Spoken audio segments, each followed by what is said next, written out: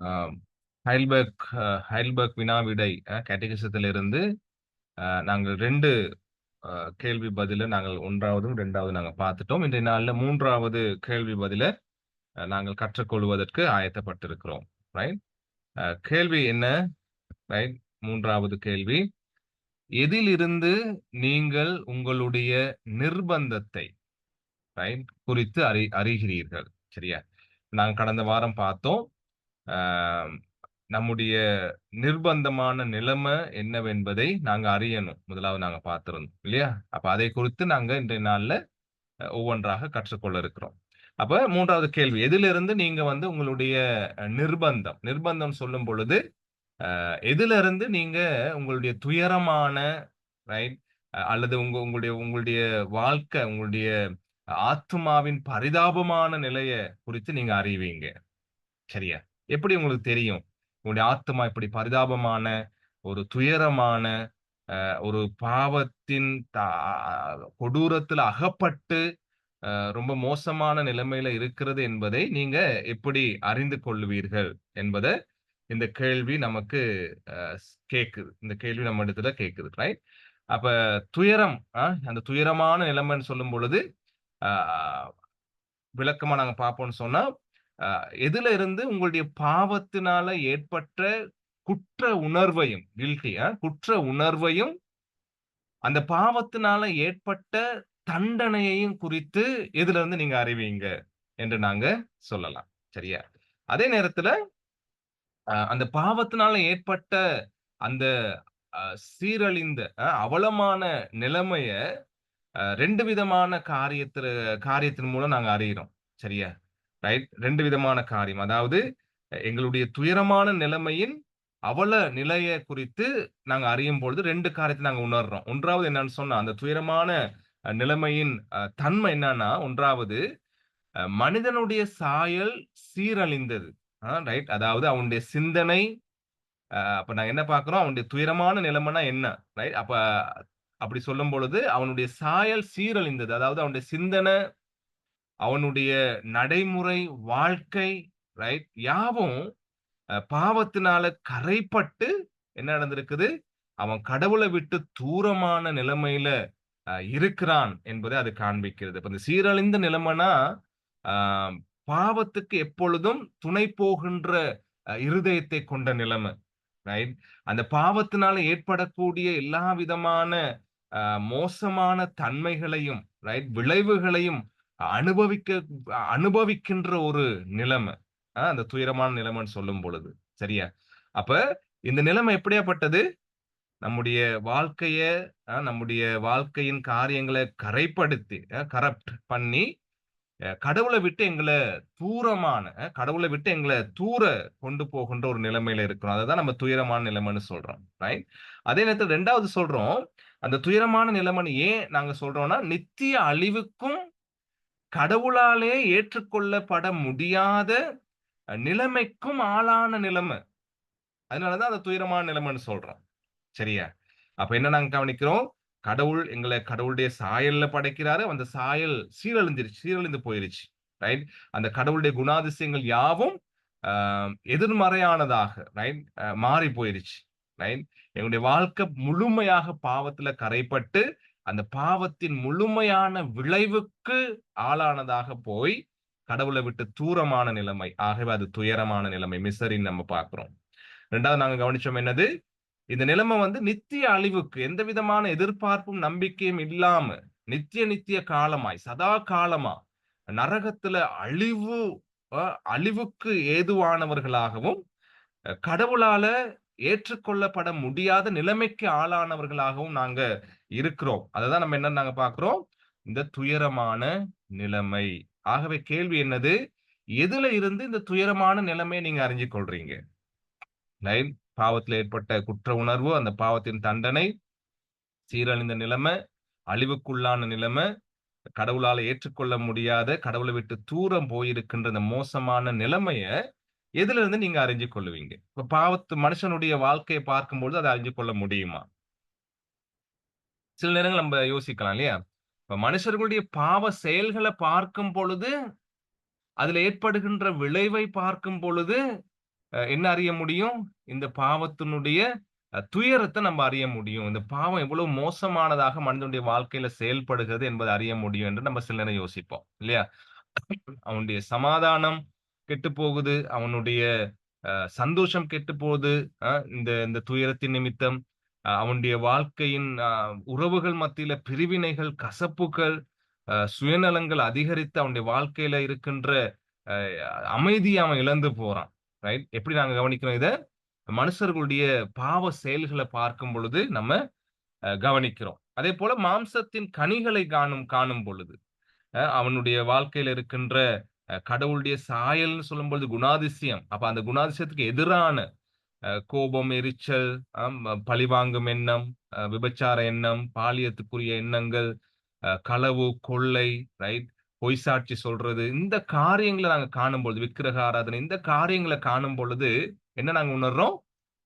மனுஷனுடைய அ வாழ்க்கை துயரத்துல, பாவத்தின் துயரத்துல இருக்கிறது என்பதை நம்ம காண்றோம். அதேபோல சில நேரம் யோசிப்போம், எங்களுடைய மனசாட்சி, அந்த மனசாட்சிய நம்ம ஆராய்ஞ்சு பார்க்கும் பொழுது, நான் வந்து பாவத்தின் கொடூர தன்மையில, அந்த துயரத்துல இருக்கிறேன் என்பதை நாங்க உணர முடியும் என்று உதாரணமாக நாங்க இந்த காரியங்கள சொல்லுவோம். இது உண்ம.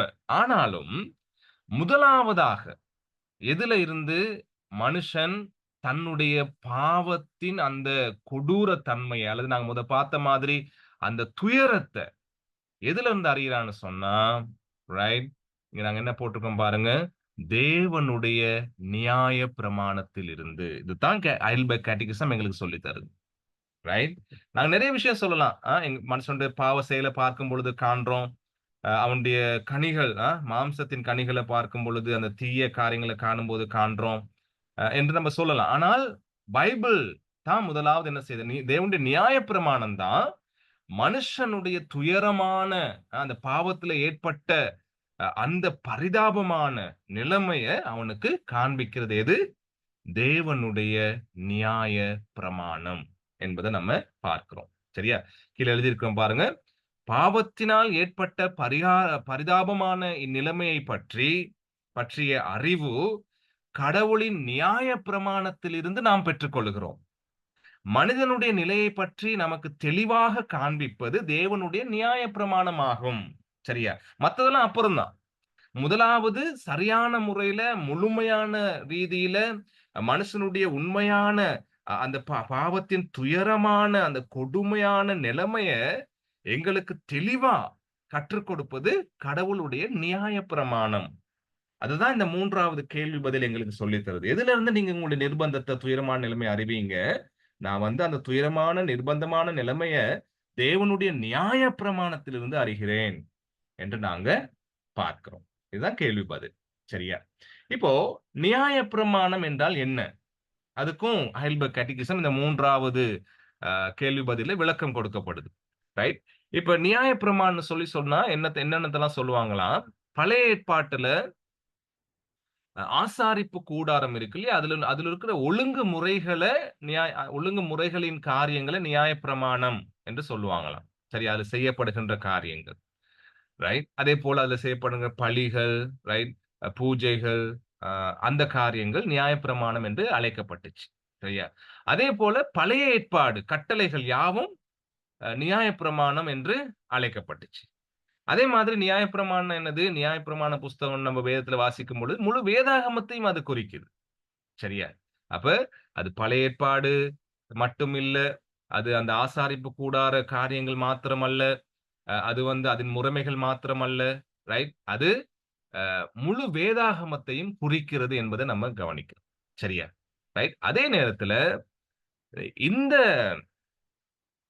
கேள்வி பதில்ல சரியா? நியாயப்பிரமாணத்திலிருந்து நாங்க எங்களுடைய துயரத்த அறிகிறோம்னு சொல்லும் பொழுது, இந்த கேள்வி பதில விசேஷமா 10 கட்டளைகள்ல இருந்து நீங்க உங்களுடைய துயரத்தை, மனுஷனுடைய பாவத்தினால ஏற்பட்ட துயரத்தை அறிகிறான் என்பதை இந்த அ 3வது கேள்வி பதில் எங்களுக்கு சொல்லித் தருகிறது அன்பானவர்களே.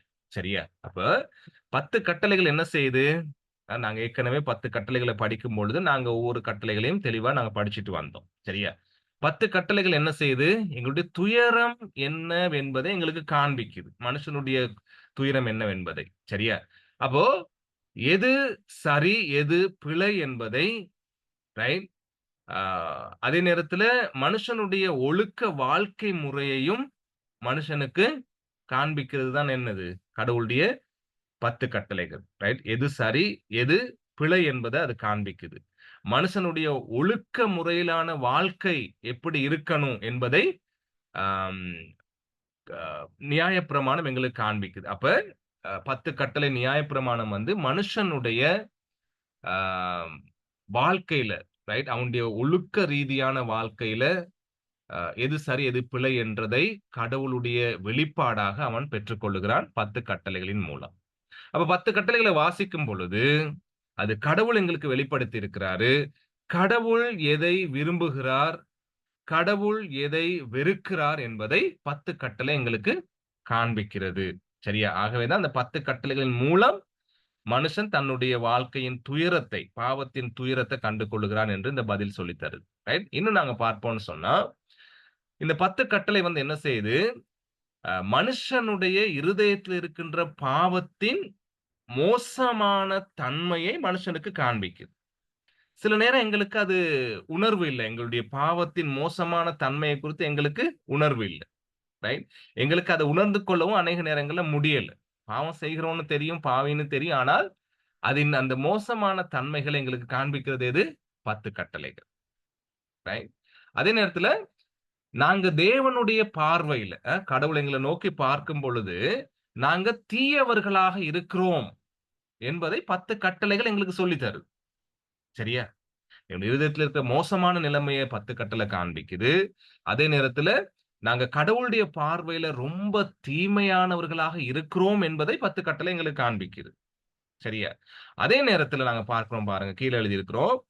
கடவுளோடும், சக மனிதனோடும் நமக்கு இருக்கிற உறவுல நம்முடைய சிந்தனை, வார்த்தை, செயல் 3 விஷயம். சிந்தனை, வார்த்தை, செயல். ரைட்? இந்த 3 காரியங்கள நாங்க எப்படி செயல்பட வேண்டும் என்பத நியாயப்பிரமாணம் நமக்கு காண்பிக்கும். சரியா? அப்ப நாங்க அந்த 10 கட்டளைகள படிக்கும் பொழுது ஒவ்வொன்றா படிச்சுட்டு வந்தோம். அப்ப அதுல சுருக்கமா என்ன பார்க்கிறோம்? 10 கட்டளை எங்களுக்கு என்ன சொல்லி தருது? எங்களுடைய பாவத்தின் மோசமான தன்மைய காண்பிக்குது. இருதயத்தின் மோசமான தன்மைய காண்பிக்குது. கடவுளுடைய பார்வையில நம்ம ரொம்ப தீமையானவர்களாக இருக்கிறோம் என்பத காண்பிக்குது. அதேபோல என்ன பார்க்கிறோம்? நாங்க கடவுளோடும், அதேபோல சக மனிதனோடும் ரைட் எப்படி உறவாடுகிறோம்? அந்த உறவுல நம்முடைய சிந்தனை, ரைட்? நம்முடைய செயல், ரைட்? அதேபோல நம்முடைய வார்த்தை, வாயிலிருந்து வெளிப்படுகின்ற வார்த்தை எப்படி இருக்க வேண்டும்? சரியா? என்ற காரியத்த நியாயப்பிரமாணம் நமக்கு காண்பிக்குது என்பத நாங்க பார்க்கிறோம். இப்ப சில வேத வசனங்கள், ரைட்? அந்த நாங்க படிச்ச காரியங்கள குறித்ததான சில வேத வசனங்கள நாங்க பார்க்கிறோம். சரியா? இப்படி இருக்க ரோமர் 3ஆம் அதிகாரம் 20ஆம் வசனம். பாவத்தை அறிகிற அறிவு நியாயப்பிரமாணத்தினால் வருகிறபடியால், எந்த மனுஷனும் ரைட்? எந்த மனுஷனும் நியாயப்பிரமாணத்தின் கிரியையினாலே தேவனுக்கு முன்பாக நீதிமானாக்கப்படுவது இல்லை. ரைட்? இப்ப இங்க மேல அந்த வசனத்தில முதல் பகுதி என்ன சொல்லுது? பாவத்தை அறிகிற அறிவு எங்கிருந்து வருது மனுஷனுக்கு? நியாயப்பிரமாணத்தினால் வருகிறது. சரியா? இதுதான் சத்தியம். வேற மனுஷனுடைய செயல பார்த்தோ, காரியங்கள பார்த்தோ, அதெல்லாம் உண்ம. ஆனால் முதலாவது பாவத்தை குறித்த அறிவு. இது பாவம். இது பாவம் இல்ல. ரைட்? இது வந்து கடவுள் வெறுக்கிற காரியம். இது அவர் விரும்புகிற காரியம். போன்ற விஷயங்கள் எல்லாவற்றையும் நியாயப்பிரமாணம் தான் எங்களுக்கு கற்றுத் தருது. சரியா? அப்ப எங்களுடைய பாவ குணாதிசயத்த, அந்த துயரத்தை, அதில இருக்கின்ற அழிவுகளை, அதில இருக்கின்ற மோசமான தன்மைகளை, ரைட்? அறிகிற அறிவ நியாயப்பிரமாணம் எங்களுக்கு சொல்லித் தருது. எனவே, நியாயப்பிரமாணத்த வாசிக்க வேண்டியது, அதை மனனம் செய்ய வேண்டியது, அதே நேரத்தில அதை நாங்கள் தெளிவாக, ஆழமாக படிக்க வேண்டியது மிக முக்கியம். ரைட்? நியாயப்பிரமாணத்த, கடவுளுடைய வார்த்தை அல்லது 10 கட்டளைகள தெளிவாக நாங்க படிக்க வேண்டியது மிக முக்கியமான ஒரு காரியமா இருக்கு. காரணம், அதை படிக்க, படிக்க, படிக்க மனுஷன் தன்னை யார் என்று அறிந்து கொள்ளுகிறான். தன்னுடைய பாவ சுபாவம் எப்படியானது என்பதை அறிந்து கொள்ளுகிறான். சரியா? இப்ப பாருங்க, புதிய ஏற்பாட்ட நாங்க கவனிக்கிற மாதிரி, 10 கட்டளைகள எல்லாத்தையும் கடைபிடிச்சேன்னு சொல்லிட்டு ஒருத்தன் வந்து ஆண்டவர்ட்ட சொல்றான். ரைட்? சின்ன வயசுல இருந்து எல்லாவற்றையும் கடைபிடிச்சு, ரொம்ப நீதிமானா இருக்கிறேன்னு ஒருத்தன் வந்து சொல்றான். அப்ப ஆண்டவர் அவனுடைய இருதயத்துல இருக்கின்ற பணத்தின் மீதான ஆசை அவனுக்கு காண்பிக்கிறாரு. ரைட். அந்த சொத்துக்களை வித்துட்டு வான்னு சொல்லும் பொழுது என்ன செய்றான்? முகம் வாடினவனாக போய்விட்டான் என்று சொல்லப்படுகிறது. சரியா? அப்போ அப்ப அப்ப அவன் உண்மையாகவே நியாயப்பிரமாணத்த அந்த மனுஷன் படிச்சிருப்பான்னு சொன்ன அந்த வாலிபன், உண்மையாகவே அவன் தன்னுடைய பாவத்தை அறிந்திருப்பான். அப்ப நியாயப்பிரமாணம் 10 கட்டளைகள் ஒரு மனிதனுடைய பாவத்தை அவனுக்கு சுட்டிக்காட்டுது. ஒரு மனுஷனுடைய பாவத்தின் அந்த கொடூர தன்மையா, எப்படி அந்த பாவம் ஒரு மனுஷனுடைய இருதயத்தை ஆளுகை செய்கிறது.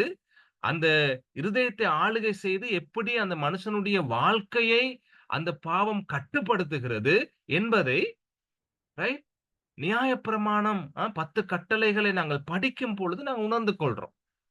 அப்ப கடவுளுடைய வார்த்தையை வாசிக்க வாசிக்க ஒரு மனுஷன் தன்னுடைய பாவ நிலைமைய, கடவுளுக்கு முன்பாக தன்னுடைய தகுதியற்ற நிலைமைய அவன் உணர்றான். அது மட்டும் இல்ல, அந்த தகுதியற்ற நிலைமையை உணர்றதுனால, கடவுளுக்கு முன்பாக தான் தண்டனைக்கு உரியவன் என்பதையும் உணர்ந்து கொள்றான். சரியா? ஆகவேதான் நியாயப்பிரமாணம், கடவுளுடைய வார்த்தை அல்லது 10 கட்டளைகள் ரைட் நம்முடைய பாவத்தின் மோசமான தன்மையை நமக்கு காண்பிக்கிறது. அப்ப நியாயப்பிரமாணத்த கடவுளுடைய வார்த்தைய 10 கட்டளைகள படிக்காம, உண்மையாகவே ஆழமாக ஒரு மனுஷன் தன்னுடைய பாவத்தின் தன்மைகள உணரவே முடியாது என்பதை தான் இந்த கேட்டகிசம் 3வது கேள்வி பதில் எங்களுக்கு சொல்லித் தருது. ரைட்? கடவுளுடைய வார்த்தைய நியாயப்பிரமாணத்த படிக்காம ஒரு மனுஷனும் தன்னுடைய பாவத்த உண்மையாக உணர முடியாது.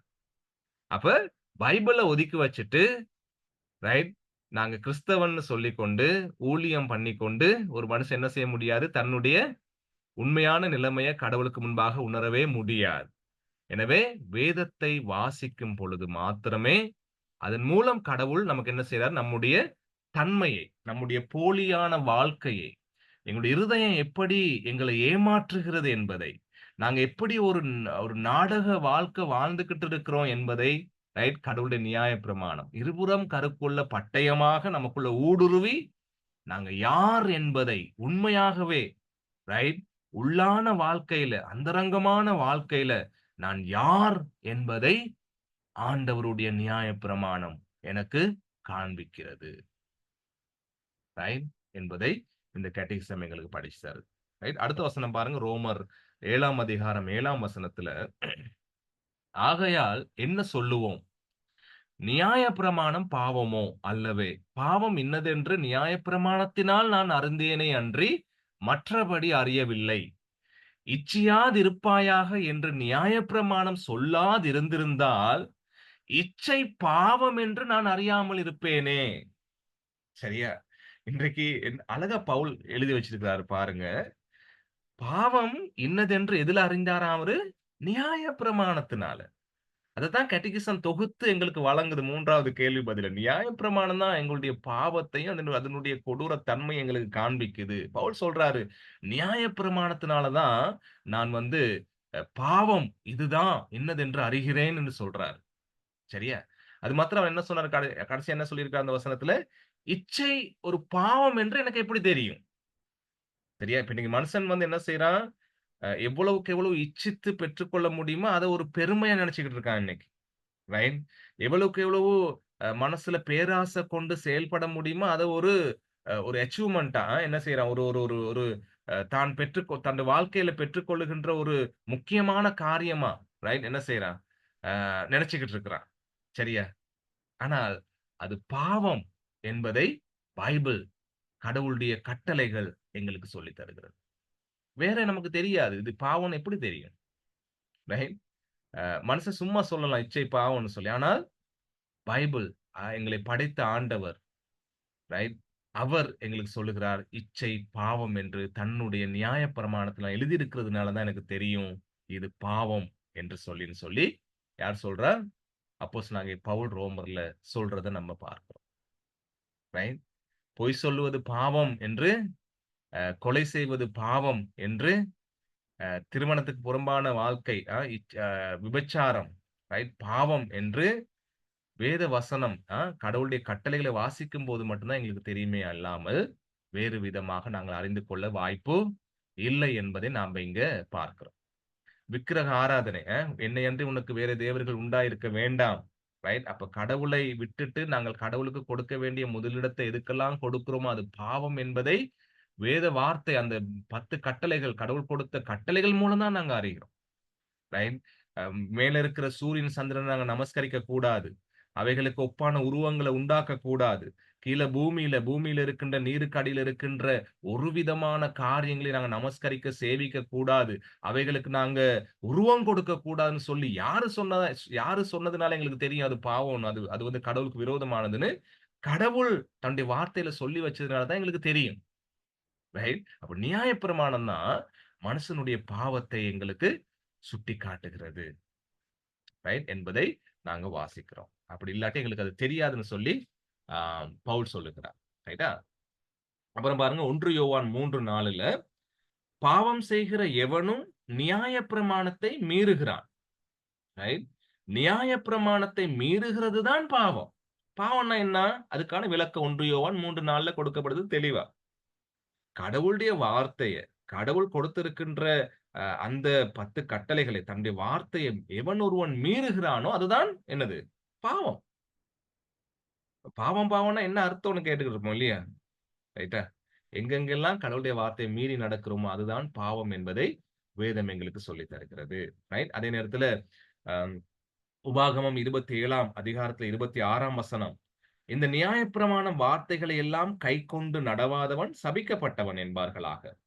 ஜனங்கள் எல்லாரும் ஆமென் என்று சொல்ல கடவுள். சரியா? என்னவா? நியாயப்பிரமாண வார்த்தைகள் எல்லாம் கைக்கொண்டு நடக்காதவன் எப்படியாப்பட்டவனா? சபிக்கப்பட்டவன். ஏன்னா, அந்த வார்த்தைகள் கடவுளுடைய விருப்பம் என்ன? கடவுள் அவர் சிருஷ்டித்த மனுஷன்கிட்ட எதை எதிர்பார்க்கின்றார் என்பதை நியாயப்பிரமாணம் அவனுக்கு காண்பிக்கிறது என்பதை நாங்க இங்க பார்க்கிறோம். சரியா? ரைட். அடுத்து இங்க நாங்க கவனிக்கிறோம் பாருங்க. அதே நேரத்துல நியாயப்பிரமாணத்த ஒரு மனுஷன் வாசிக்கும் பொழுது, ரைட்? அந்த நியாயப்பிரமாணம், ரைட்? கடவுளுடைய வார்த்தை ஒரு விஷயத்த எங்களுக்கு உணர்த்துகிறது என்று ஹைடல்பர்க் கேட்டகிசம் எங்களுக்கு விளக்கப்படுத்துது. என்ன அது எங்களுக்கு உணர்த்துகிறது? 10 கட்டளைகள் நான் வாசிக்கிறேன். 10 கட்டளைகள் 10 கட்டளைகளை நாம் தொடர்ந்தும் மீறுகிறோம் என்பதை பரிசுத்த ஆவியானவர் நமக்கு உணர்த்துகிறார். சரியா? எப்பல்லாம் 10 கட்டளைகள வாசிக்கிறோமோ, அல்லது பைபிள வேதாகமத்த வாசிக்கிறோமோ, அப்பல்லாம் எங்களுக்கு வரவேண்டிய உணர்வு ஒண்ணு இருக்கணும். ஒரு உண்மையான கிறிஸ்தவனுக்கு. பரிசுத்த ஆவியானவர் அந்த உணர்வ ஒருவனுக்கு கொடுப்பார். என்னது?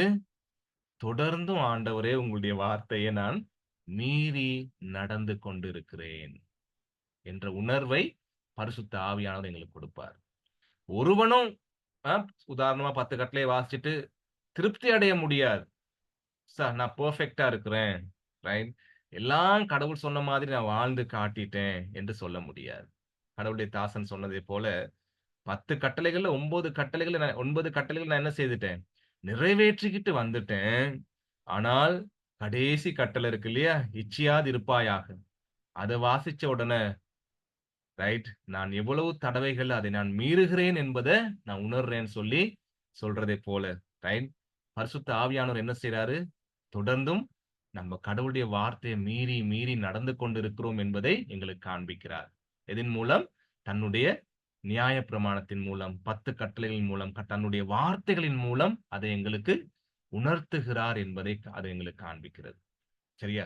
இதன் மூலம் நாம் பாவிகள் என உணர்த்தப்பட்டு, அதன் தண்டனைக்கு உரிய துயரமான நிலைமையில் இருக்கிறோம் என்பதை நியாயப்பிரமாணம் எங்களுக்கு காண்பிக்கிறது. அப்ப எங்களுடைய பாவத்தன்மையையும், அதன் கொடூரமான தன்மையையும் எங்களுக்கு காண்பித்து, அதை இப்பொழுதும் நாங்கள் மீறிக்கொண்டே இருக்கிறோம் ஒவ்வொரு நாளும் என்பதை எங்களுக்கு பரிசுத்த ஆவியானவர் உணர்த்தி காண்பிக்கிறதுனால, அடுத்து என்ன நாங்க வாசித்தோம்?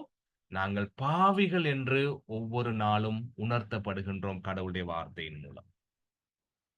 உணர்த்தப்படுகிறது மாத்திரமல்ல, அந்த பாவத்துக்கான தண்டனைக்கு உரிய துயரமான நிலைமையில இருக்கிறோம் என்பதை எது காண்பிக்குது? கடவுளுடைய நியாயப்பிரமாணம் எங்களுக்கு காண்பிக்கிறது.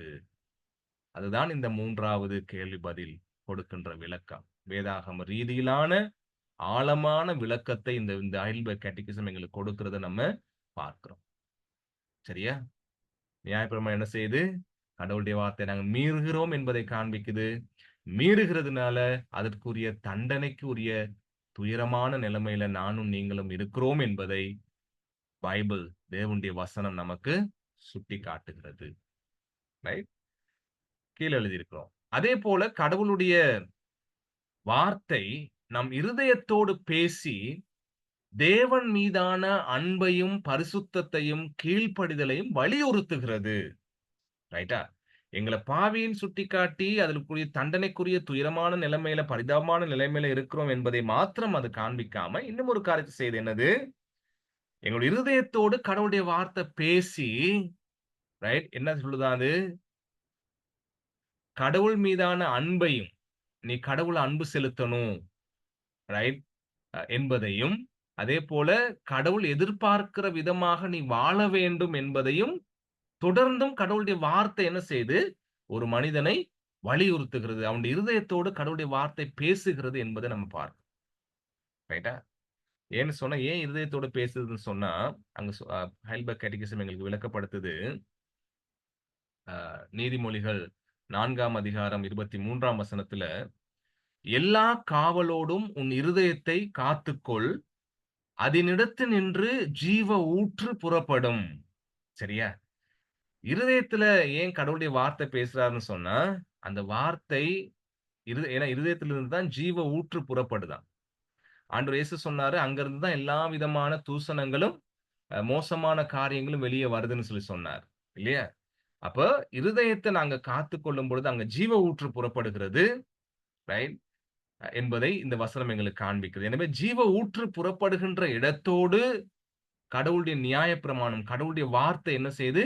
பேசுகிறது. ரைட்? ஜீவ ஊற்று புறப்பட வேண்டிய அ அந்த எதிர்பார்ப்பை ஆண்டவர் தன்னுடைய வார்த்தையின் மூலம் ஒரு மனுஷனுக்கு கொடுக்கிறார். அங்க முழுமையான அன்பை ஆண்டவர் எதிர்பார்க்கிறாரு. முழுமையான பரிசுத்தத்த ஆண்டவர் எதிர்பார்க்கிறாரு. முழுமையான கீழ்ப்படிதலை ஆண்டவர் என்ன செய்றாரு? எதிர்பார்க்கிறார் ஒரு மனுஷனுடைய வாழ்க்கையிலிருந்து. சரியா? எனவே, அ இப்படி எதிர்பார்க்கிறாரு. ஆனா நாங்க என்ன செய்றோம்? கடவுளுடைய வார்த்தைய வாசிக்கும் பொழுது, இந்த எதிர்பார்ப்பு எல்லாத்தையும் நான் நிறைவேற்றலையே ஆண்டவரே! ரைட்? இந்த எதிர்பார்ப்பின்படி நான் வாழலையே சுவாமி! எனக்கு முடியல. அப்போ ஒருவன் 10 கட்டளைகள் எடுத்து வாசிக்கும் பொழுது, பயம் தான் அவனுக்குள்ள வருது. ரைட்? நான் இது எல்லாத்தையும் ஒவ்வொரு நாளும் என்னுடைய சிந்தனையில, வாழ்க்கையில மீறி, மீறி நடந்து எதுக்குரியவனா இருக்கிறேன்? கடவுளுடைய தண்டனைக்கு உரிய ஒரு துயரமான நிலைமையில, ரைட்? நரகத்துக்கு ஏதுவான நிலைமையில நான் இருக்கிறேன் என்பதை நியாயப்பிரமாணம் நமக்கு காண்பிக்கிறது என்பதை தான் 3வது கேள்வி பதில் எங்களுக்கு சொல்லித் தருது. ரைட்? இப்ப இது ஒரு பயங்கரமான நிலைமை இல்லையா? அந்த 3வது கேள்வி பதில படிக்கும்போது ஒரு பயங்கரமான நிலைமை. ரைட்? அப்ப நாங்க இது தொடர் வேத படிப்பாக இருக்கிறதுனால, அடுத்த வாரம் பார்ப்போம். அப்ப நியாயப்பிரமாணம் எங்கிட்ட என்னத்த எதிர்பார்க்கிறது? ரைட்? அப்ப அதிலிருந்து தப்பிச்சுக் கொள்றதுக்கு கடவுள் என்ன வழிகளை ஏற்படுத்தி இருக்கிறார் என்ற அந்த தொடர் காரியங்களை எங்களுக்கு ஆண்டவருடைய வார்த்தை எங்களுக்கு சொல்லித் தருகிறது. எனவே இந்த பயங்கரமான காரியத்தோடு நாங்க நிக்க போறதில்ல. கடவுளுக்குள்ள இருக்கின்ற எதிர்பார்ப்பை அ கேட்டகிசம் வேதாகமத்தினூடாக எங்களுக்கு கற்பிக்கிறது. அத அடுத்தடுத்த வாரங்கள்ல ஒவ்வொன்றாக நாங்க படிக்கிறோம். இன்றைக்கு படிச்சது என்னது? என்னுடைய துயரமான நிலைமையை எனக்கு காண்பிப்பது வேதாகமம், நியாயப்பிரமாணம் அல்லது 10 கட்டளை என்பதை நாங்க இன்றைய நாள்ல படிக்கிறோம். இப்ப 10 கட்டளைகள படிக்கும் பொழுது, நான் முழுமையாக கடவுள் எதிர்பார்க்கிற விதமாக வாழவில்லை. கடவுளுக்கு முன்பாக நான் தகுதியற்ற நிலைமையில, அவருடைய தண்டனைக்கு மாத்திரமே உரிய நிலைமையில இருக்கிறேன். இந்த பாவம் என்னை என்னை என்ன செய்து ஆளுகை செய்து, என்னுடைய வாழ்க்கைய, வார்த்தைய, சிந்தனைகளுக்குள்ள அது ஆளுகையை செய்து, எப்பொழுதும் கடவுளுக்கு விரோதமாக செயல்பட வைக்கிறது இந்த பாவம் என்ற அந்த ஒரு துயரமான நிலைமையில நான் இருக்கிறேன் என்பதை வேதாகமம் எங்களுக்கு காண்பிக்கிறது என்றதை 3வது கேள்வி பதிலாக இன்றைக்கு நாங்க படிக்கிறோம். ரைட்? அடுத்த வாரம் ஒவ்வொன்றாக நாங்க கற்றுக்கொள்ளும் பொழுது, அ இன்னும் சில காரியங்கள நாங்க பார்க்க முடியும். ரைட். Thank you.